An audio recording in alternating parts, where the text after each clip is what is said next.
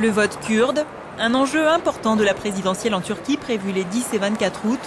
Cette minorité représente environ 20% de la population turque. Le 10 juillet dernier, le Parlement turc a voté un projet de loi visant à relancer le processus de paix avec les rebelles kurdes. Une initiative de l'AKP, le parti islamo-conservateur au pouvoir, est saluée par le chef du Parti des travailleurs du Kurdistan, Abdullah Öcalan, invité aux négociations depuis l'automne 2012. Ce rapprochement, impulsé par le Premier ministre Erdogan, est un motif de satisfaction dans l'est du pays. Les Kurdes ont des attentes depuis de nombreuses années. Et là, c'est une première. Ce que je veux dire, c'est qu'on se rapproche d'une solution.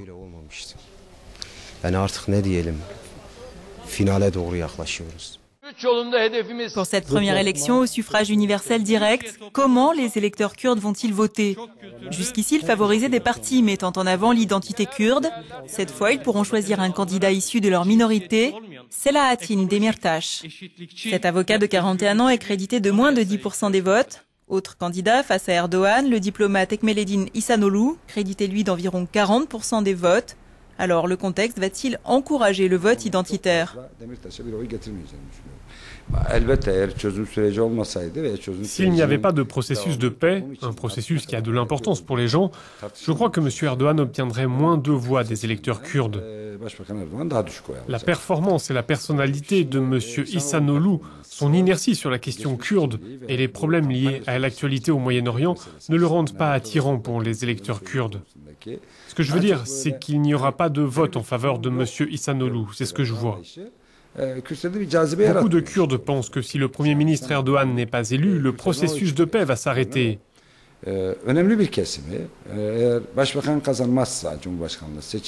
Ils pensent que nous allons revenir au conflit, qu'il va s'intensifier et que les gens souffriront davantage. C'est ce qui préoccupe de nombreuses personnes et qui peut les motiver à soutenir Erdogan. Et le Premier ministre utilise ces préoccupations dans sa campagne électorale.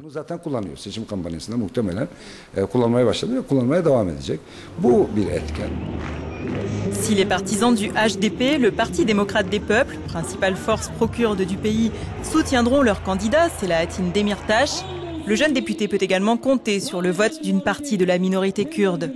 Mais pour passer le premier tour, le champion du HDP doit aller chercher les voix des Kurdes conservateurs, qui votent traditionnellement pour l'AKP, et donc Recep Tayyip Erdogan.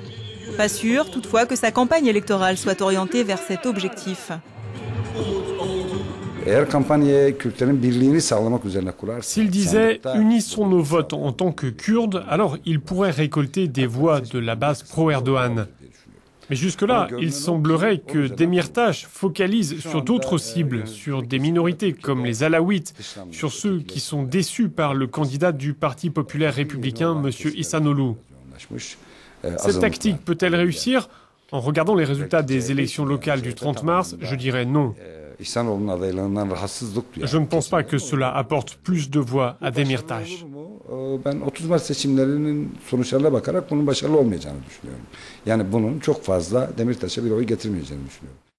En Turquie, les votes kurdes sont répartis sur 3 régions, principalement dans l'est du pays et dans certaines zones d'Anatolie.